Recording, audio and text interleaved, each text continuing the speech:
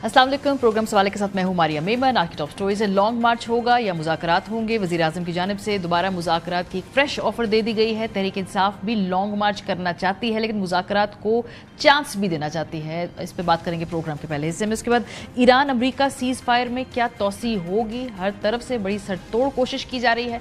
मुमकिनात का ये खेल है, देखते हैं कि इसमें जो सीज़ फायर है उसकी ड्यूरेशन को बढ़ाने में कामयाब हो पाते हैं जो तमाम सालिसीन हैं या नहीं। प्रोग्राम के दूसरे हिस्से में इस पर बात होगी। आखिर में पिंकी जो ड्रग डीलर बड़ी ही मशहूर हुई और अब वो सारा इल्ज़ाम मीडिया के खाते में डाल दिया गया है और कहा गया है कि पिंकी इतनी बड़ी ड्रग डीलर थी नहीं जितना मीडिया ने उनको बता दिया। एक पिंकी पूरे निज़ाम पे किस तरह से भारी पड़ रही है, प्रोग्राम के आखिरी हिस्से में आपको बताएंगे। लेकिन आगाज़ करते हैं, पाकिस्तान तहरीक इंसाफ अपनी तहरीक की तैयारियां कर रही हैं। यूजली पाकिस्तान में जो गर्मियों का मौसम होता है, हब्स का मौसम होता है, उसमें इतनी पॉलिटिकल एक्टिविटी देखने को नज़र नहीं आती। उस पूरे मौसम को गुजारने के बाद 27 सितंबर की तारीख जो तहरीक इंसाफ ने दी है, उसके बाद हमने देखा है कि मौजूदा वज़ीर आज़म पाकिस्तान ने दोबारा एक मरतबा पार्लियामेंट के अंदर तहरीक इंसाफ को मुज़ाकरात की दावत दे दी है। और कौन कौन बैठेगा उसमें, किससे राब्ता होगा, कौन कौन मुज़ाकरात में शामिल होगा, ये क्या कहा जा रहा है PMLN की लीडरशिप की जानिब से, आपको सुनवाते हैं। आज जरूरत इस बात की है कि हम आपस में इख्तिलाफात भुलाकर नफरतों को दफन करें। पाकिस्तान सबका है, इख्तिलाफ राय बुनियादी हक है, लेकिन इख्तिलाफ को दुश्मनी में तब्दील कर दिया जाए तो कौमी ताकत कमजोरी में बदल जाती है। मैं बड़े अदब से कहूंगा सुहेल आफरीदी साहब से और PTI की लीडरशिप से कि बैठे। इस वक्त पाकिस्तान धरनों की, एजिटेशन की सियासत का मुतमल नहीं हो सकता। मुश्तरका मुज़ाकरात है ना जी, बिल्कुल, हम उसके लिए तैयार हैं। सोमवार को नेशनल असेंबली का और गालिबन सेनेट का भी इजलास बुला लिया गया है। आप देखेंगे कि जब इजलास होगा चीजें आहिस्ता आहिस्ता जो है स्मूथ हो जाएंगी और ये एहतजाज की जो कॉल दी गई है 27 वाला, ये खुद ही वापस ले ली जाएगी। वैसे बड़ी इंटरेस्टिंग सिचुएशन, क्योंकि हुकूमत की तरफ से जो इत्मीनान है और ख़ुद तहरीक इंसाफ के अपने हलकों में इत्मीनान है, उनको भी ये लगता है कि गालिबन इस एहतजाज की, इस तहरीक की नौबत आई ही नहीं, लेकिन जो इस पूरे मुज़ाकराती अमल को इमरान खान से मुलाकात से मशरूत करती है तहरीक इंसाफ की क़यादत। शफी जान साहब ने उसी मौक़िफ़ को दोबारा दोहराया है, मुलाहिज़ा कीजिए। इस वक्त तो कोई एंगेजमेंट नहीं है और कॉल वापस लेने की जहां तक बात है वो है इमरान खान। अगर इमरान खान साहब से मुलाकात होती है और इमरान खान साहब ये कहते हैं कि आपने 27 सितंबर की जगह 27 अगस्त को आना है, हम हर सूरत 27 अगस्त को निकलेंगे। अगर वो कहते हैं कि आपने 27 अक्टूबर को आना है तो 27 अक्टूबर को आएंगे। अगर वो कहते हैं कि आपने नहीं आना तो हम नहीं आएंगे। इस दौरान हमने देखा कि कुछ और डेवलपमेंट भी हुई है। अल्लामा राजा नासिर अब्बास साहब ने सहाफ़ियों से बातचीत करते हुए इंडिकेशन दी है कि जो कायमा कमेटियां हैं उसके अंदर तहरीक इंसाफ वापस लौट सकती है, लेकिन उसकी शराइत क्या होंगी, क्विकली आपको बताते हैं। सेनेट में अपोजिशन लीडर अल्लामा राजा नासिर अब्बास ने कहा कि बानी PTI से मुलाकात हो तो PTI कायमा कमेटियों में वापस आ सकती है। इस्लामाबाद में सहाफ़ियों से गुफ्तगू करते हुए राजा नासिर अब्बास ने कहा कि अगर हुकूमत चाहती है पार्लियामेंट रहे तो बानी PTI से मुलाकात करवाए। हुकूमत मुज़ाकरात में संजीदा है तो बात करे, पार्लियामेंट हाउस के कॉन्स्टिट्यूशन रूम में मुज़ाकरात करें तो हम तैयार हैं। PTI दावा करती है कि वो तकरीबन 20 लाख के करीब लोग लाने को तैयार हैं और वो 20 लाख लोग पूरे मुल्क से मोबिलाइज करेंगे। ज़रा ये सुनिए उनकी गुफ्तगू। 27 सितंबर को हमने बताया है कि 20 लाख लोग लेकर हम इस्लामाबाद आएंगे, तो ये 20 लाख से ज्यादा होंगे, 20 लाख से कम नहीं होंगे। हुकूमत कहती है 20 लाख छोड़ें, आप 2 लाख भी छोड़ें, कितने भी बंदे आप लेकर आ जाएं, तहरीक इंसाफ को इस्लामाबाद में ख़ास तौर पे दाखिल होने नहीं दिया जाएगा। और ये भी साथ उन्होंने हिंट कर दिया कि PTI के अंदर खुद भी लोग इतने इंटरेस्टेड नहीं हैं, उनके अपने अपने वेस्टेड इंटरेस्ट हैं, वो खुद बड़े कॉम्प्रोमाइज्ड हैं। 20 लाख दूर की बात है, 10 नहीं 2 लाख। अगर 2 लाख भी लोग हुए तो मैं आपको कहता हूं हम खुद छोड़ के चले जाएंगे। इनके सारे लोग बहनों समेत कॉम्प्रोमाइज्ड हैं, 6-6 जगह उनके राब्ते हैं, लोग इन पे एतबार नहीं करते। कोई पैसे लेने के लिए इमरान खान का नाम लेता है, कोई सियासत में रहने के लिए, कोई पार्टी में कब्जे के लिए, कोई चाहता है कि मेरी हुकूमत ना चली जाए, वजारत ना चली जाए, किसी को इंटरेस्ट नहीं है। प्रोग्राम के पहले हिस्से में हमारे साथ डॉक्टर तारिफ फजल चौई साहब मौजूद हैं, वफाकी वज़ीर बराए पार्लिमानी अमूर तैमूर सलीम झगड़ा साहब हमारे साथ थोड़ी देर में हमें ज्वाइन कर लेंगे। चौई साहब, सबसे पहले आपसे आगाज़ करते हैं। वज़ीर आज़म साहब ने दोबारा मुज़ाकरात की बात की है, लेकिन इस स्टेटमेंट में और जो पिछली हम स्टेटमेंट्स 4 साल से सुन रहे हैं, स्टेटमेंट से आगे बात नहीं बढ़ती है और ना ही कोई उसके हमने देखा खदोखाल नज़र आए, ना कोई TORs नज़र आए। हुकूमत के बेख्तियार होने में, बाख्तियार होने में जवाबी तौर पे PTI वही बात करती है। तो ये तो मामला वहीं रुका हुआ है जहाँ पे 2024 के बाद से है, ना 1 इंच आगे बढ़ा है ना 1 इंच पीछे गया। देखिए, मुज़ाकरात तभी होते हैं जब दोनों तरफ की जो पार्टीज़ होती हैं वो उसके लिए तैयार हों। ہم نے تو ایک نہیں متعدد دفعہ جو مذاکرات کی بات کی ہے، اور ابھی تو پرائم منسٹر صاحب نے آپ نے ان کا ایک کلپ چلوایا ہے، اور ادروائز تو جو ہمارا بجٹ اجلاس تھا اس میں تو پرائم منسٹر صاحب نے براہ راست لیڈر آف اپوزیشن کو خود ان کی کرسی پہ جا کے یہ بات کی تھی کہ ہمیں بیٹھنا چاہیے اور بیٹھ کے بات کرنی چاہیے. اور پھر اس کے بعد لیڈر آف اپوزیشن کے چیمبر میں میں رانا ثناء اللہ صاحب ہم گئے.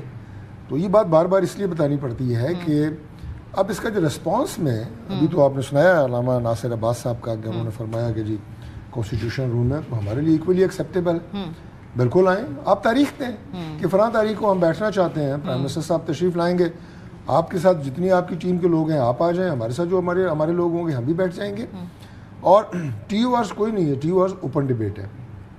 کوئی پاکستان تحریک انصاف کو یہ نہیں کہہ رہا کہ اس ایشو پہ بات ہوگی اس پہ نہیں ہوگی.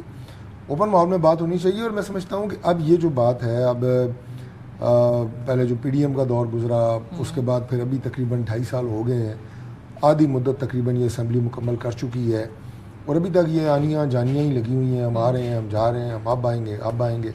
تو میرا یہ خیال ہے کہ سنجیدگی سے کوئی ملک کے بارے میں بھی بات ہونی چاہیے. اور ہر وقت جو ہے آپ دیکھیں کہ میڈیا کے اوپر اب پتہ نہیں کتنے ٹاک شوز ہوتے ہیں، کوئی 50 60 70 تو ہوتے ہی ہیں.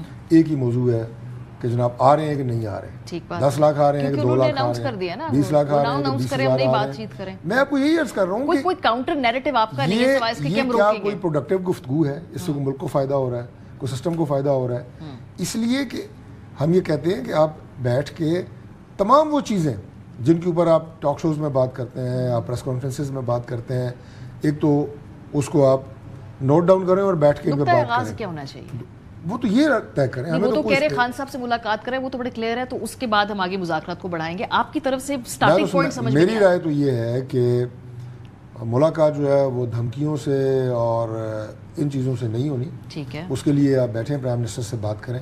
ملاقات اس سے پہلے ہوتی رہی ہے، وہ کس وجہ سے نہیں ہو رہی وہ ان کو بہت بہتر طریقے سے پتہ ہے. قانونی چارہ جو یہ کر رہے ہیں اس سے ملاقات کر لیں، ٹھیک ہے. اگر گورنمنٹ کی فیسیلیٹیشن چاہتے ہیں تو اس کے لیے جیسے میں نے پہلے کہا کہ بیٹھ کے بات ہونی چاہیے. یہ دھمکی ہے، یہ کانفیڈنس بلڈنگ میئر بھی ہے حکومت کی طرف سے ہو سکتا ہے نا. وہ تو آپ کے دھمکی دے رہے ہیں، اگر آپ سنجیدہ ہیں تو آپ ملاقات کرا دیں. مختلف لوگ ان کی مختلف باتیں کرتے ہیں. قائمہ کمیٹی میں واپس آ جائیں گے تو راجہ ناصر عباس صاحب نے صاف کہہ دیا. دیکھیں بات یہ ہے پاکستان تحریک انصاف کے جتنے بھی قائمہ کمیٹیز کی، چونکہ تمام پارٹیوں کی اسمبلی میں اپنی جو ان کی جتنی سیٹیں ہوتی ہیں اس کی ریپرزنٹیشن کی پرسنٹیج کے حوالے سے 38 ہماری قائمہ کمیٹیاں ہیں، ان کے چیئرمین شپ جو ہے وہ تقسیم کی جاتی ہے. اس وقت 10 چیئرمین قائمہ کمیٹیوں کے پاکستان تحریک انصاف کے ہیں. اب ہم انہیں ریکوزیشن کر کے اجلاس بلا کے ان کا کام تو چلا لیتے ہیں، لیکن جو بھی اویلیبل ممبر ہوتے ہیں ان میں سے ایک جو ہے وہ چیئر کر لیتا ہے. لیکن وہ 10 چیئرمین جو ہے سرکاری گاڑیاں ان کے پاس ہیں، مراد ساری وہ استعمال کر رہے ہیں. تو یہ کون سا احتجاج کا طریقہ ہے کہ ہم صرف میٹنگ میں نہیں آئیں گے، باقی قائمہ کمیٹیوں سے ریلیٹڈ جتنی ایک چیئرمین کو مراد ہوتی ہیں، سٹاف ملتا ہے، گاڑی ملتی ہے، ایکسٹرا جو بھی اسے چیزیں ملتی ہیں فیسیلیٹیشن کے لیے، جو کہ ظاہر ہے اسے اپنے آفس ورک کے لیے چاہیے ہوتی ہیں، وہ ساری رکھی ہوئی ہیں. تو بات یہ ہے کہ ہم صرف یہ کہہ رہے ہیں کہ اس نظام کو چوک کر کے اگر آپ کو کچھ مل سکتا ہے تو بتا دیں، نہیں ملے گا. اور آخری بات میں آپ کو عرض کر دوں، دیکھیں اسلام آباد کیوں آنا ہے بھئی؟ احتجاج ہے تو وہ ہو سکتا ہے پشاور میں نہیں ہو سکتا، ابھی ویسے انہوں نے کلیئرٹی سے نہیں بتایا کہ اسلام آباد آئیں گے. ان کو خود بھی نہیں پتا. بات کر رہا ہوں، وہ اشارے کر رہے ہیں کہ جی ہم چوک کر دیں گے، فلاں کر دیں گے. بھائی کیوں چوک کریں گے؟ یہ پاکستان کا دارالخلافہ ہے، یہاں پہ کسی کی نقل و حرکت پہ کوئی پابندی نہیں ہے. جھگڑا صاحب میرے بھائی ادھر بیٹھے، آپ کے وزیر اطلاعات جو ہیں وہ روز یہاں پہ اسلام آباد میں 6 پروگرام نہیں کرتے. بلکہ میں تو حیران ہوں، ایک دن آپ یہ پروگرام میں نے پوچھا، کہتے ہیں جی میں آج میرے 6 پروگرام ہیں. تو اچھا ہے، ان کی ذمہ داری ہے، ان کی منسٹری ہے، لیکن یہ کہ وہ سارے کام کر رہے ہیں نا. بھائی اسلام آباد اس لیے ہے، جتنا ہمارا ہے اتنا آپ کا ہے، لیکن اس طرح نہیں کہ آپ آئیں مسلح جتھے لے کے آئیں اور یہاں پہ انتشار کریں اور اس کو چوک کریں. وہ تو کوئی اجازت نہیں دے گا. 27 تاریخ کو ان کی تحریک کی نوبت آئے گی. میں نہیں سمجھتا، میرا خیال ہے کہ جو ان کے اندر کچھ سین ایلیمنٹس ہیں وہ ان معاملات کو خوش اسلوبی سے کسی اس طرف لے کے جائیں گے کہ جہاں یعنی انتشار، سڑکوں کے اوپر کسی طرح کا کوئی وائلنس، تشدد، میرا خیال ہے کہ معاشرے کے اندر نا بہت زیادہ ہوتا جا رہا ہے. حکومت کے اندر جو سین ایلیمنٹس ہیں وہ چاہیں گے کہ پولیٹیکل ٹیمپریچر نیچے آئے، اسپیس بنے اپوزیشن کے لیے بھی اور تمام بالکل ہونا چاہیے. ابھی کوئی تقریباً 10 دن پہلے جو ہمارے چیف وپ ہیں پاکستان تحریک انصاف کے عامر ڈوگر صاحب، ان سے میری ملاقات ہوئی ہے اسپیکر صاحب کے چیمبر میں. یہی باتیں ہوئی ہیں. میں نے ان سے یہ بات کی ہے کہ آپ پرائم منسٹر صاحب کی جو دعوت ہے اسے سنجیدگی سے لیں اور بات کریں, اپنے سینئرس سے بات کریں اور بیٹھ کے بات کرتے ہیں. یہ جو ڈائلاگ کی ہم بات کرتے ہیں اس کے متعدد راؤنڈز بھی ہو سکتے ہیں. ضروری نہیں ہے پہلی ملاقات میں آپ کو لیڈر آف اپوزیشن بیٹھے اور پرائم منسٹر آ کے بیٹھے. ایک راؤنڈ جو ہے وہ لیول سے شروع کیا جائے, سیکنڈ ٹیئر لیڈرشپ کر سکتی ہے, ٹی او آرز طے کر سکتے ہیں, باقی ساری چیزیں طے کر سکتے ہیں. اور اس کے بعد جو آپ کہہ رہے ہیں جی کہ فلاں چیز ہو تو ملاقات ہو, تب ہم ملاقات کریں گے, وہ بات آپ کنوے کریں پرائم منسٹر کو, ہم کنوے کریں گے. ٹھیک ہے, مطلب طریقہ کار ہے نا. یہ تو نہیں ہے کہ مطلب دیوار میں ساری مارنا ہے, اور بھی 100 راستے ہیں. جیسے آپ کے اسٹوڈیو سے جناب باہر نکلنے کا راستہ صرف ایک دروازہ ہے نا, آپ ان دیواروں کو ٹکرے مارتے ہیں کچھ نہیں ہوگا. تو آپ میرا خیال ہے کہ یہ وہ جو میں نے کہا نا کہ سینٹی کے ساتھ اور سین ایلیمنٹس کی بات کی ہے, وہ بیٹھ کے ان معاملات کو بڑے اچھے طریقے سے ہینڈل کر سکتے ہیں اور یہ ہو سکتے ہیں. یہ راجہ ناصر عباس صاحب نے کہا ملاقات کریں, ہم کمیٹیوں میں واپس آ جائیں گے. یہ بڑی جائز خواہش ہے, اس میں یہ جائز ایک نقطہ آغاز ہے. لیکن یہی بات پریس کانفرنسوں میں اور ٹاک شوز میں کیوں کرتے ہیں, یا ہم نے سامنے بیٹھ کے کیوں نہیں کرتے؟ ٹھیک ہے, فیئر انف, بالکل ہم ٹھیک بات ہے. اپنی, مجھے کہنے میں کوئی یار نہیں ہے کہ ہم اپنی یعنی آؤٹ آف اسکرین ہم سارے بڑے اچھے دوست ہیں آپس میں. ٹھیک بات, ایون ان کے جو ہونا بھی چاہیے کیونکہ آپ نے کامن گراؤنڈ نکالنا ہے. ممبران پارلیمنٹ ہے پاکستان تحریک انصاف کے, وہ میرے لیے اتنے ہی قابل احترام ہیں جتنے میرے اتحادی ہیں. میں اپنی گورنمنٹ چیف وپ بھی ہوں, بس یہ چیف وپ جو میری ذمہ داریاں ہیں ہر ایک کے ساتھ کوآرڈینیشن, اسمبلی کے اندر, اسمبلی کے باہر, تو ہمیں کوئی یعنی وہ نہیں ہوتا, کوئی پرابلم نہیں ہوتی, ہم کو چھپ کے نہیں ملتے. یہ تعلقات جو ہیں یہ سیاست میں رہنے چاہیے ایک دوسرے کے ساتھ. ایک دوسرے کو آپ نفرت میں یا ایک دوسرے کو آپ اس اینک سے نہ دیکھیں کہ نہیں ہم نے کسی کے سیاسی وجود کو یا کسی کی سیاست کو یا کسی کے منشور کو برداشت ہی نہیں کرنا. جی میں ایسا بیٹھ ہی نہیں سکتا. وہ کیوں نہیں بیٹھ سکتا بھائی, ایسی کون سی بات ہے؟ پوچھ لیتے ہیں جھگڑا صاحب, بالکل ساتھ بیٹھنے پہ بھی تیار نہیں آپ. لیٹس فلپ دس. ادھر تو بڑی خوبصورت بات ہے, پارلیمنٹ میں بیٹھے, مذاکراتی عمل میں بیٹھے ہیں, آگے جا کے کوئی برف پگلانے کی جتنے بھی اس میں بیٹھے, اس میں بیٹھے. تو ایسے تعلقات ہیں ہمارے. جیسے میں نے ان سے کہا جی اگر وزیر اعظم یہ تحریک انصاف اگر سیریس نہیں ہے تو آپ ملاقات کرا دیں, آپ ان کا بلف پتہ چل جائے گا. اسی طریقے سے اگر یہ حکومت بااختیار نہیں ہے, آپ ان کے ساتھ بیٹھے مذاکرات کریں, نہیں کرا سکتے آپ کے اب کچھ ڈیلیور, تو ان کی بھی جو آفر ہے وہ بھی ایکسپوز ہو جائے گی. بہت کچھ ہو سکتا ہے, لیکن مسئلہ یہ ہے کہ ان کی آفرز اور ان کی باتیں ایکسپوز ہو چکی ہیں. یہ تو جو میڈیا پہ ہماری لمیٹیشنز ہیں بات کرنے کی, تو ہم تب بھی گول گول جاتے ہیں. مجھے ایک دم سے ڈیجا وو ہوا ہے کہ سال پہلے بھی میں اور طارق صاحب یہاں پہ بیٹھے ہوں گے اور یہی گفتگو تھی. دیکھیں طارق صاحب نے 2-3 باتیں کہی, ان سے ابھی پاکستان کے عوام جو ہیں وہ بے وقوف نہیں بن سکتے. طارق صاحب is very respectable for me. ٹھیک ہے جی, اب آپ دیکھ لیں انہوں نے کہا کہ جو ہو رہا ہے سسٹم کا فائدہ اس سے کوئی نہیں ہے. جی سسٹم کا فائدہ نہیں ہے, آپ کے اپنے انٹیریئر منسٹر کہتے ہیں سسٹم کولیپس ہو چکا ہے. سسٹم کولیپس ہو چکا ہے.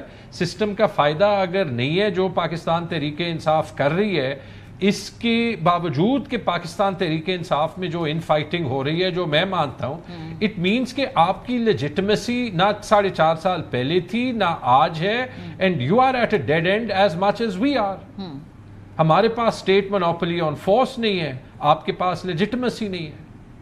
4.5 سال میں میڈیا, الیکشن, جوڈیشری, پولیس, ویسے بڑے زبردست, کم از کم کولیپس سسٹم میں آئی جی پولیس جو ہے وہ ملکہ برطانیہ کی طرح شاندار ویژولز, مطلب لگتا ہے کہ واقعی 80 سال بعد کولونیل مائنڈ سیٹ ہم نے جو ہے وہ نہیں بھولا.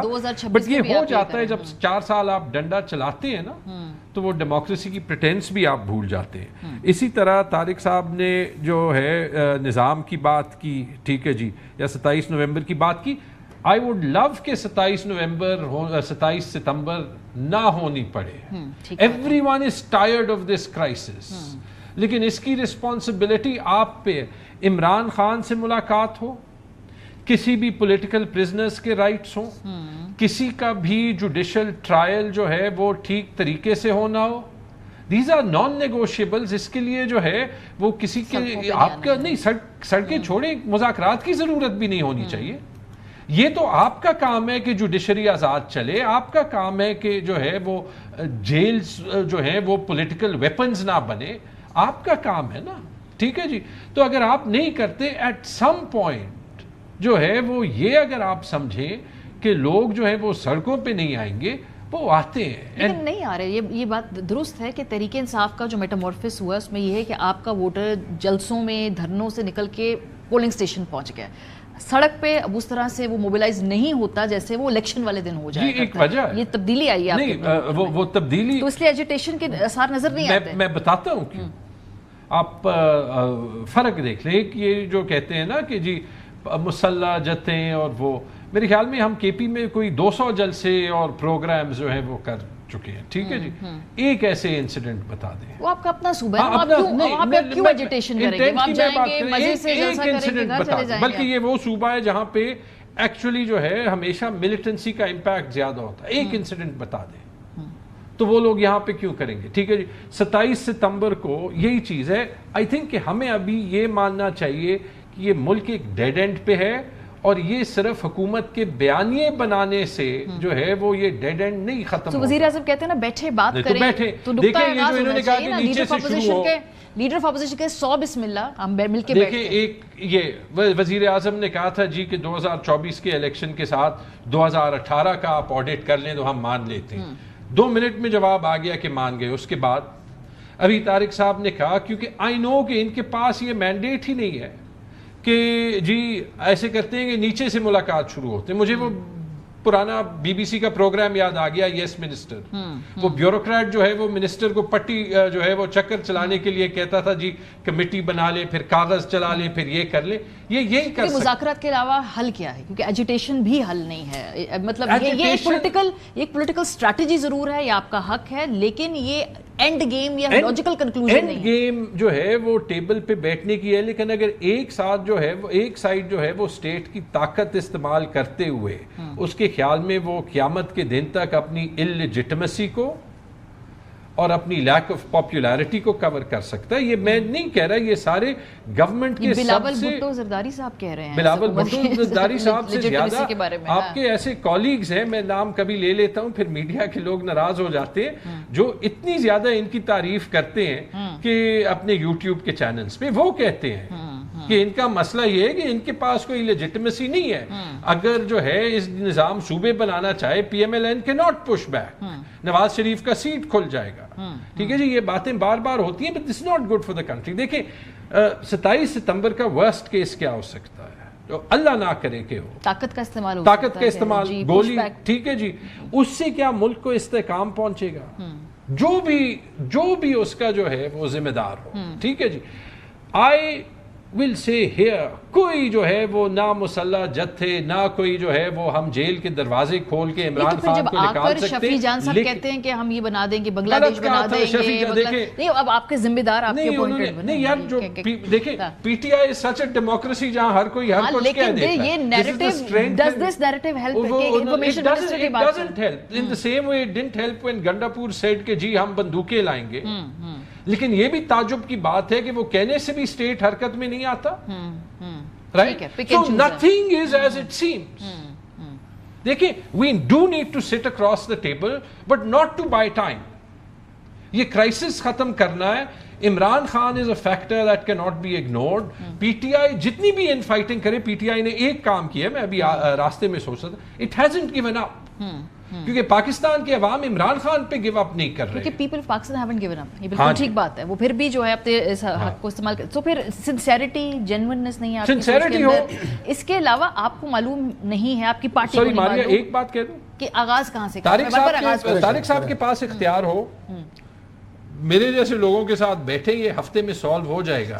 لیکن طارق صاحب سے بہت سینئر لوگوں کے پاس اختیار نہیں ہے. سیاستدان حل نکال سکتے ہیں, اور حل نکالا ہے اس ملک میں ہمیشہ ہسٹری کے اندر. یہ جی دیکھیے, بات یہ ہے کہ جھگڑا صاحب نے جتنی بھی گفتگو کی ہے, میں اگر اسے آگے بڑھاؤں تو یہ جو ہے نا کہ لیجیٹیمیسی کتنی ہے یا کتنی نہیں ہے, یہ ہر الیکشن کے بعد ہر گورنمنٹ کے اوپر سوالات اٹھتے رہے ہیں. ٹھیک ہے, آپ کی جب گورنمنٹ تھی 2018 کی, تو اس وقت اپوزیشن کا سب سے پہلے مطالبہ یہ تھا کہ ہم بائیک آؤٹ کریں گے, ہم اس اسمبلی میں نہیں بیٹھیں گے. یہ بات ریکارڈ پہ ہے, میں کہ اپنے پاس سے نہیں کہہ رہا. ٹھیک بات ہے, یہ پتہ ہے آپ کو. اچھا, لیکن شہباز شریف صاحب کا خیال یہ تھا کہ نہیں, ہم آگے چلیں گے, ملک کو آگے لے کے چلنا ہے. تو وہ لیجیٹیمیسی سے تھوڑا آگے جا کے جو اس وقت گراؤنڈ ریالٹی ہے, حقیقت ہے, مسلمہ حقیقت ہے, اس کے مطابق چلیں. اور جو آپ نے یہ بات کی کہ جی اگر آپ نے جو سوال کیا تھا وہ یہ بات کر رہے ہیں کہ جی سین ایلیمنٹس بیٹھ سکتے ہیں. سین ایلیمنٹس کا مطلب یہ نہیں ہے کہ ان کی طرف جو ہے وہ کچھ لوگ پولیٹیکل ٹیررسٹ ہیں یا ہماری طرف کو. ہر بندے کا اپنا ایک مزاج ہوتا ہے. کچھ زیادہ اگریسو ہوتے ہیں. کچھ لوگ آپ کو پتہ ہے کہ جب بھی مذاکرات کی بات ہوتی ہے, جیسے لوگ کہتے ہیں جی زرداری صاحب کے بارے میں مشہور ہے سیاست میں کہ جی وہ مفاہمت کے بادشاہ ہیں. حالانکہ میں اب اس ریالٹی کو اکثر بتاتا رہتا ہوں کہ مفاہمت کے اصل بادشاہ جو ہیں وہ شہباز شریف صاحب ہیں. جس طرح وہ اس وقت جو ملک کی ضرورت ہے تمام اپنے اتحادیوں کو ساتھ لے کے اور جس طریقے سے چل رہے ہیں, بڑے صبر ہمت اور برداشت ہوتی ہے. کولیشن گورنمنٹ کو آسان کام نہیں ہوتا. تو اگر ان کا یہ مائنڈ ہے, ابھی جو آپ نے ان کی اسپیچ سنائی, اگر پرائم منسٹر کا یہ مائنڈ ہے کہ we can sit and we can talk and we should, اور ہمیں بیٹھنا چاہیے, تو کوئی میں نہیں سمجھتا کہ اس میں کوئی ایشو ہے. بہت کچھ ہوتا ہے, کانفیڈنس بلڈنگ میئرز ہوتے ہیں, بہت کچھ معاملات حکومتوں کے ہاتھوں میں ہوتے ہیں. ایک اسٹیٹمنٹ دینا ہر کسی اہم دن کے اوپر تاکہ ایک اسٹیٹسمین کا امپریشن جائے, وہ ایک علیحدہ بات ہے, اور کچھ ایکشنیبل کچھ آفر کرنا وہ علیحدہ بات. دیکھیں ایکچوئل آفر جو ہوتی ہے, اگر یہ کہیں کہ جی ہم مذاکرات کے لیے تیار ہیں, براہ راست کرنا چاہتے ہیں ان سے شروع کرتے ہیں. اگر اس سے پہلے کچھ آپ نے ٹی او آر سیٹ کرنے کے لیے, جیسے میں نے پہلے کہا, ان کی ٹیم کے ساتھ بیٹھنا ہے. اگر ہم بیک آؤٹ کریں, ان کے دیے ہوئے ٹائم پہ نہ آئیں, پھر تو بات ہے کہ ہم صرف اسٹیٹمنٹ دے رہے ہیں. صحیح بات ہے. ایک دن جو ہے ان کی طرف سے کوئی سنجیدگی سے یہ بات ہو کہ جناب فلاں دن ہم بیٹھنے کے لیے تیار ہیں جی, ہم ابھی اسمبلی کا اجلاس شروع ہو رہا ہے 17 تاریخ کو, کہ جی 18 تاریخ کو شام 5 بجے ہم کانسٹیٹیوشن روم میں بیٹھے ہوں گے, آپ کی طرف سے کون آئے گا؟ جی جھگڑا صاحب کوئی تو ہوگا نا. دیکھیں یہی کہہ رہا ہوں, یہ ہم کیا بات کر رہے ہیں, ایک سمپل سی چیز ہے. ایک ex prime minister in a country, ایک ایسے ملک میں جہاں ہر ایکس پرائم منسٹر کے ساتھ وکٹمائزیشن ہوتی ہے, کوئی تو ہوگا جو یہ ملوا سکیں گے نا. ایک بہن نہیں تو دوسری بہن, دوسری بہن نہیں تو تیسری بہن, پولیٹیکل لیڈرشپ نہیں تو ڈاکٹر نہیں تو لائرز. مطلب یہ کون سا قانون ہے کہ ایک ایکس پرائم منسٹر جس پہ کیسز آپ کے اپنے جو ہے وہ کیبنٹ کولیگز مان چکے ہیں کہ وہ کیسز غلط تھے, وہ الیکشن سے پہلے جو ہے وہ ان کو نقصان پہنچانے کے لیے بنائے گئے, اس کا نقصان الٹا پی ایم ایل این کو, یہ رانا ثناء اللہ کی سٹیٹمنٹ ہے. اتنی کنٹروورشل ٹریٹمنٹ کے بعد اگر کب آخری ملاقات کسی کی خان صاحب سے ہوئی تھی؟ نومبر اور ابھی اگست. یہ کیسے ملک ہے جہاں پہ چلیں آپ کہیں آپ کو علیمہ بی بی پہ اعتراض ہے, آپ کو بہنوں پہ اعتراض ہے, یا علیمہ بی بی یا کوئی جو ہے وہ بہنیں کہہ رہی ہیں کہ ہم یہاں تینوں ملیں گی, وکیل کو ملوا دیں, وکیل پہ اعتراض ہے, ڈاکٹر کو ملوا دیں. عمران خان پہ آپ کو ٹرسٹ نہیں ہے, فیصل سلطان 3 سال جو ہے وہ ہیلتھ منسٹر رہے, بتائیں ایک بار فیصل سلطان نے باہر کوئی غلط بات کی؟ کوئی تو ہوگا نا. Is it possible? مطلب آپ نے ایک ایکس پرائم منسٹر کو جیل میں افیکٹولی پھر کڈنیپ کیا ہوا ہے سالیٹری کنفائنمنٹ میں, اور آپ کہہ رہے ہیں آئیں بات کریں. دیکھیں بات ہم کر لیں گے, لیکن مجھے بتا دیں دنیا کا کوئی قانون بتا دیں کہ دس از جسٹیفائبل. کوئکلی ملاقات تو پھر آؤٹ آف کوسچن ہے نا, پھر تاکہ اس کو پھر میں بہت اچھے طریقے سے پتہ ہے کہ ملاقاتیں اس سے پہلے بڑی ریگولر ان کی ہوتی رہی ہیں. فیملی لائر ڈاکٹر سے تو کبھی بھی ہوتی ہیں, جب بھی انہیں ضرورت پڑتی ہے, چونکہ یہ ان کی صحت اور ان کی باقی جو دیکھ بھال ہوتی ہے وہ گورنمنٹ کی ذمہ داری ہے, حکومت کے اپوائنٹڈ, وہ ہماری ذمہ داری ہے, وہ ٹیک دیٹ ریسپانسبلٹی. باقی میں نے بتایا یہ نہیں پتہ ہے, اور اس کو کیسے ملاقات انہوں نے کروانی ہے یہ بھی نہیں پتہ ہے. اچھا نہیں پتہ ہے, بتا نہیں رہے. جی جھگڑا صاحب آپ کو پتہ ہے, ہمیں بتا نہیں رہے. مشکل میں نہ ڈالوں میں ذاتو, میرا خیال ہے پھر اگر مطلب جس طرف ان کا اشارہ ہو سکتا ہے کہ اگر terms, conditions, S O Ps, rules, regulations, right, ٹھیک ہے. بھائی جان میرا اشارہ اسی طرف ہے, چلیں ایسے کرتے آپ نے اپنا اس کو ایک پولیٹیکل ہیڈ کوارٹر بنا لیا تھا جیل کو, اور آپ نے وہاں پہ جو چیزیں وہاں سے آپ نے چلائی ہوئی تھیں, جو گورنمنٹ کی فیسیلیٹیشن والا ایلیمنٹ ہوتا ہے نا. دیکھیں عمران خان سے میں آپ کو انڈائریکٹ طریقے سے یہ بات بتا دیتا ہوں کہ عمران خان سے کسی کی کوئی ذاتی دشمنی نہیں ہے. کم از کم شہباز شریف صاحب کو تو آپ جانتی ہیں, ان کا مزاج جانتی ہیں, نواز شریف کو جانتی ہیں, کوئی ہماری ذاتی دشمنی نہیں ہے, اور ہم فیسیلیٹیٹ ان کو کرتے رہے ہیں. اگر ہماری لیڈرشپ جیل میں ہے, یہ اقتدار میں ہے, اگر کسی جگہ انہوں نے جیل میں ہماری کسی بھی لیڈر کو فیسیلیٹیٹ کی ہے ود ان دا رولس جو کہ جیل مینول میں ہوتے ہیں, تو یہ ہوتا ہے. لیکن جو طریقہ کار پھر اس کے بعد اختیار کیا گیا, اس لیے میں کہہ رہا ہوں کہ اس چیز کے بیٹھ کے ایسو بھی بنا لیتے ایک بات بتائیں، آنسر کریں پھر اس کے بعد نواز شریف نے گجرانوالہ میں جو تقریر کی تھی ویڈیو لنک پہ لنڈن سے، جو جب ایون فیلڈ اپارٹمنٹس ان کا جیل ہوتے تھے، تو کیا کانوکٹس کو پولیٹیکل تقریر کرنا آن لائیو جو ہے وہ ایک اتنے بڑے مجمع کو، اس کو آپ کیا ڈیفینیشن دیتے؟ لیکن وہ تقریر کسی بھی ٹیلی ویژن چینل پہ نہیں چل پائی. تو عمران خان کی سٹیٹمنٹس کون سے ٹیلی ویژن چینل پہ چلتی ہیں؟ اس کو تو بانی پی ٹی آئی کیا اور وہ پھر نہیں چلا. اس کی پھر پولیٹیکل کاسٹ ان کی جماعت نے بھی ادا کی تھی. ان کی جماعت یہ کہتی ہے کہ جو جنرل باجوہ کی ایکسٹینشن کی بات تھی اس کی نیگوسیشن نواز شریف کے ساتھ ہو رہی تھی. That's true. بالکل ٹھیک بات ہے. مطلب what are we talking about؟ لیکن پھر اس کے لیے خان صاحب پھر وہی شرائط قبول کرے جو نواز شریف صاحب نے کی تھی. بڑی سمپل رستہ ہے جو آپ لوگ خان صاحب نہیں ایون فیلڈ اپارٹمنٹ جانا چاہتے، وہ رستہ آپ نہیں چن رہے. چلے بہت شکریہ آپ دونوں حضرات کا. بریک واپس آئیں گے. ایران اور امریکہ کی جو جنگ ہے یہ اس میں دور دور تک ابھی ہمیں کوئی ریزولوشن نظر نہیں آ رہی، لیکن کیا سیز فائر میں توسیع ہو سکتی ہے؟ بریک کے بعد پہ بات کریں گے. ہمارے ساتھ رہیے. Welcome back. امریکہ اور ایران کے درمیان آبنائے ہرمز کو لے کر ہر روز جو نئی ڈیولپمنٹ ہوتی ہے اس میں امریکی صدر ایک بیان داغتے ہیں، اس کے جواب میں ایرانی موقف آ جاتا ہے، وہ ایک بالکل ہی مختلف سٹیٹمنٹ جو ہے وہ داغ دیتے ہیں. تو فی الحال ابھی یہ لفظی جو جنگ وہ جاری ہے. اس کے ساتھ ساتھ سیز فائر کے اندر توسیع کیا یہ دیر پا ہو پائے گی؟ ایسے بہت سارے سوالات ہیں جو کہ پوری دنیا اس کے حوالے سے منتظر ہے. امریکی صدر ڈونلڈ ٹرمپ نے تو یہاں تک کہہ دیا کہ وہ آبنائے ہرمز کو امریکہ کا حصہ ڈکلیئر کرنے والے ہیں. After we finish defeating Iran, which is being very badly defeated, pretty soon I'll be declaring the Hormuz Strait a territory of the United States. We have the blockade. No ships get through unless we want them to. اور جیسا کہ expected تھا، ایران نے کہا کہ آبنائے Hormuz کوئی بھی ایران سے نہیں لے سکتا، نہ چھین سکتا ہے. تو اس وقت ہم دیکھ رہے ہیں مکمل طور پہ دونوں طرف سے بڑا ہی ایک ہائی سٹیک سائی آپس ہو رہی ہے جہاں پہ اسٹیٹمنٹس بھی دی جا رہی ہیں. لیکن اصل صورتحال آبنائے ہرمز کی کیا ہے آپ کو ہم بتاتے ہیں. ایران اور امریکہ کے درمیان بڑھتی کشیدگی اور آبنائے ہرمز میں مزید 2 بحری جہازوں پر حملوں کے بعد اس اہم آبی گزرگاہ سے تجارتی آمد و رفت تقریباً رک گئی ہے. عالمی خبر رساں ایجنسی روئٹرز کے مطابق جمعرات کی شام ابوظہبی نیشنل آئل کمپنی کے 2 جہازوں کو آبنائے ہرمز سے گزرتے ہوئے حملوں کا سامنا کرنا پڑا. متحدہ عرب امارات نے ان حملوں کا الزام ایران پر عائد کیا تھا، تاہم ایران نے فوری طور پر ان الزامات پر کوئی تبصرہ نہیں کیا. دوسری جانب امریکہ کے ایران پر مزید اقتصادی دباؤ اور بحری ناکہ بندی طویل عرصے تک برقرار رکھنے کے اعلان نے صورتحال کو مزید سنگین بنا دیا ہے. جہازوں کی نقل و حرکت پر نظر رکھنے والی کمپنی کے اعداد و شمار کے مطابق جمعے کو آبنائے ہرمز سے صرف 2 جہاز ہی گزرے ہیں، جن میں ایک اناج بردار جہاز ایرانی پانیوں میں داخل ہوا، جبکہ خالی خشک مال بردار جہاز مخالف سمت میں گزرا اور ایک خالی LPG ٹینکر بھی آبنائے ہرمز کے راستے خلیج کی جانب بڑھتا دیکھا گیا ہے. اہم بات یہ ہے کہ جمعے کو خام تیل لے جانے والا کوئی جہاز آبنائے ہرمز سے گزرتا دکھائی نہیں دیا، جبکہ جمعرات کو 9 کمرشل جہازوں نے آبنائے ہرمز عبور کی اور بدھ کو 5 جہاز گزرے ہیں. یاد رہے کہ امریکہ اور اسرائیل کی ایران سے جنگ سے قبل یعنی 28 فروری سے پہلے اسی آبنائے ہرمز سے روزانہ 130 سے زائد بحری جہاز گزرا کرتے تھے. امریکی وزیر خزانہ ایران کے اوپر پابندیاں سخت کرنے کا اعلان کر چکے ہیں.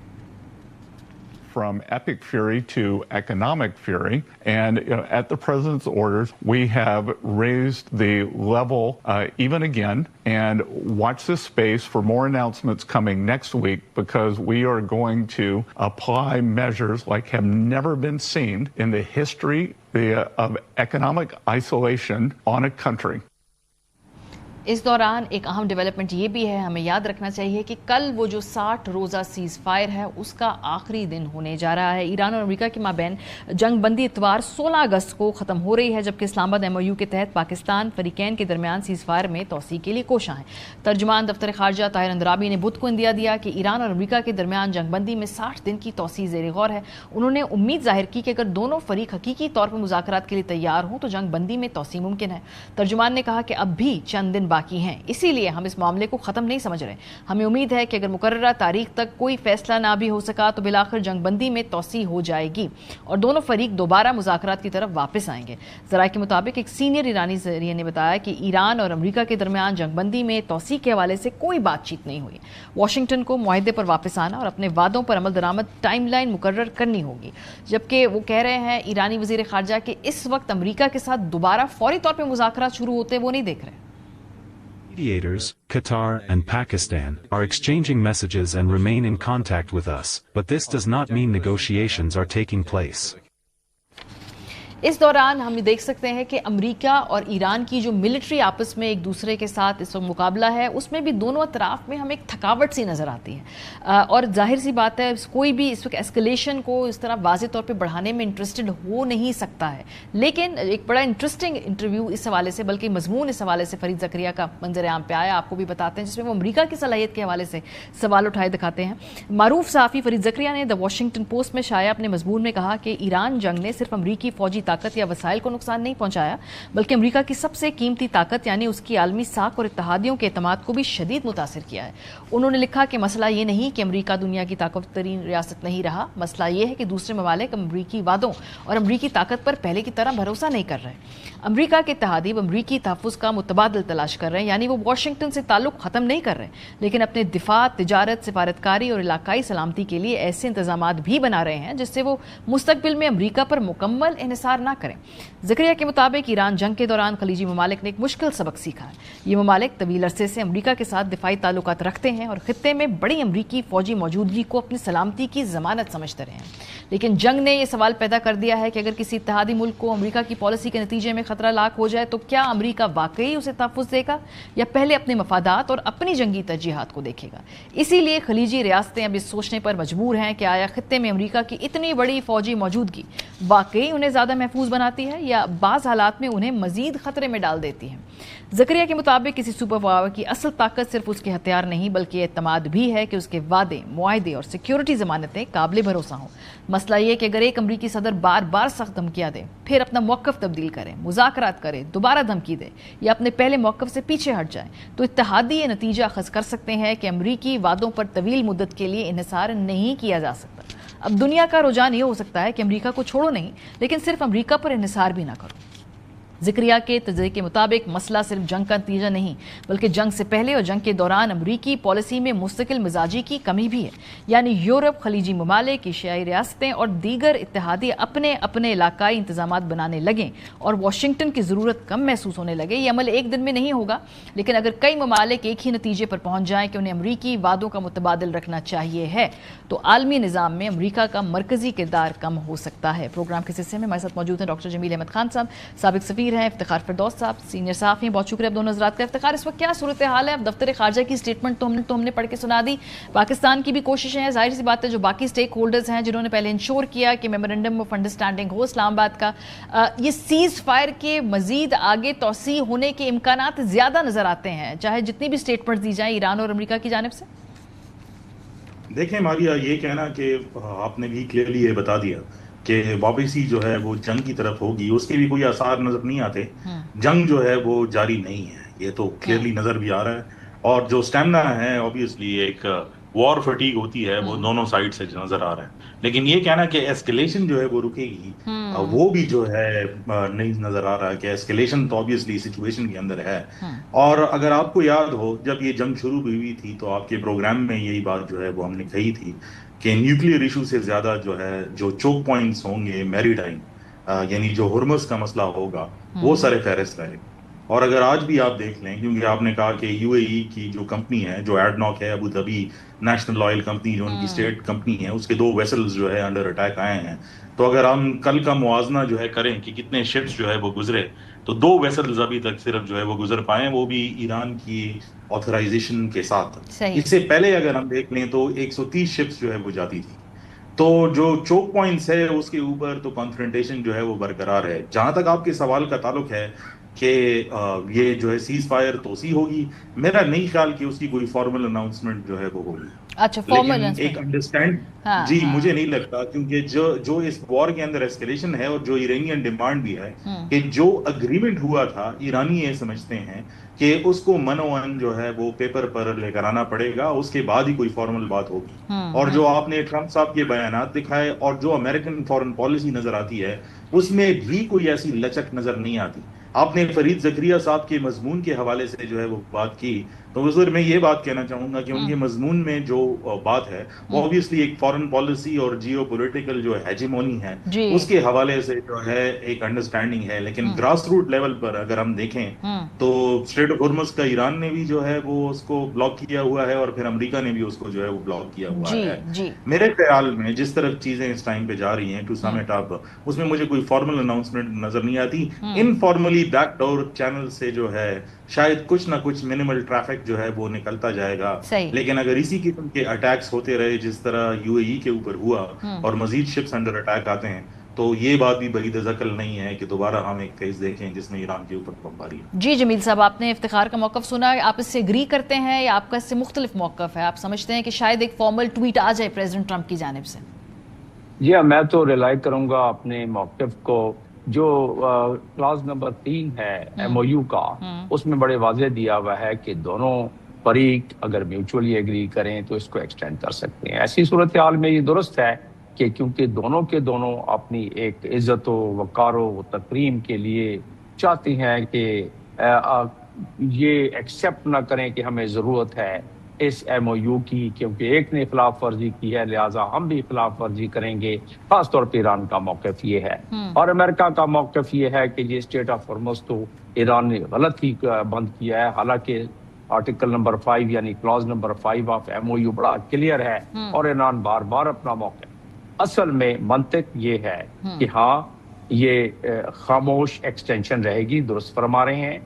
ہاں یہ درست ہے کہ دونوں فریق وہ اس وقت ایسی نہج پر پہنچ گئے ہیں کہ فل فلیج وار نہیں چاہیں گے۔ ایران پنچ لے سکتا ہے، امریکہ پنچ لینے کے قابل نہیں ہے، یعنی ایبزارپشن کیپیسٹی امریکہ کی کم ہے، ایران کی اب بھی ایبزارپشن وہ ایبزارب کیپیسٹی زیادہ ہے، حالانکہ ان کی ٹریجری سیکرٹری نے بتایا کہ ہم تو ایسا ان کے اوپر مزید سینکشن لگانے جا رہے ہیں جیسے 47 سال میں یا اس سے پہلے دنیا نے نہیں دیکھی۔ ایران کافی عادی ہے اس کا، یقیناً ایران بڑی پرابلم میں ہے، انفلیشن ہے، چیزوں کی کمی ہے، باقی تمام معاملات ہیں، لیکن ایران نے بالکل اس کو اپنی ایگزسٹینشل تھریٹ بنا لیا ہے۔ ہرمز میں 130 جہاز گزرتے تھے، اب آپ نے خود بتا دیا جو صورتحال ہے۔ کیا امریکہ اس چیز کی روشنی میں جو جے ڈی وینس نے کل بات کی ہے، اس کی روشنی میں کیا امریکہ متحمل ہو سکتا ہے کہ اس ڈگر پر چلتا رہے؟ مہنگائی اور کساد بازی اور جو انفلیشن وہاں ہے وہ بڑھتی رہے اور مڈ ٹرم الیکشن ہار جائیں؟ دنیا تو اذیت میں ہے ہی ہے، لیکن امریکہ میں جو اس وقت صورتحال ہے، جے ڈی وینس کہتے ہیں کہ اب انریچمنٹ کی بات نہیں، اب تو اسٹیٹ آف ہارمز کی بات ہے، حالانکہ cause of going into the war was enrichment, not Hormuz, and now the consequences of war has become more important than the cause of the war. یہ دیکھیں تغیرات ہیں زمانے کے۔ دراصل ایران نے بتا دیا پوری دنیا کو کہ وہ مڈل پاور ہونے کی حیثیت کے باوجود اس کا بجٹ چاہے 23 بلین ہی ہو اور امریکہ کا بجٹ چاہے 1 ٹریلین ہی ہو، لیکن امریکہ بار بار کہتا ہے کہ ہم نے فتح کر لیا، تو ایرانین کہتے ہیں آؤ بھائی ٹیک اوور کر لو، ٹھیک بات ہے، ہرمز کو ٹیک اوور کر لو، ہمیں ٹیک اوور کر لو۔ اور ایسا لگتا ہے کہ جیسے ایرانی بھی، بہت شکریہ آپ دونوں حضرات کا، ایرانی بھی لگتا ہے کہ سچویشن کو آگے کھینچنا چاہتے ہیں، کیونکہ امریکا کے اندر جب مڈ ٹرم الیکشنز ہوں گے اس سے پہلے وہ چاہتے ہیں کہ ہزیمت اٹھانی پڑے پریزیڈنٹ ٹرمپ کو۔ پریزیڈنٹ ٹرمپ نے شاید اس پورے لڑائی کو، اس پورے فیاسکو کو، اس پوری جنگ کے آگے لاجیکل کنکلوژن کے بارے میں لانگ ٹرم نہیں سوچا تھا۔ بریک پہ جائیں گے، جب واپس آئیں گے ڈرگ ڈیلر پنکی کے حوالے سے ہم نے جب رپورٹ کیا میڈیا نے، تو اس کے بعد اس کی گرفتاری جب عمل میں آئی، کیس کو تھوڑا سا ہم نے دیکھا کہ پہیے لگے، اب ہمیں پتہ چل رہا ہے 6-8 ہفتوں کے بعد یہ پنکی تو اتنی بڑی ڈرگ ڈیلر ہے ہی نہیں۔ بریک کے بعد آپ کو بتائیں گے، ہمارے ساتھ رہیے۔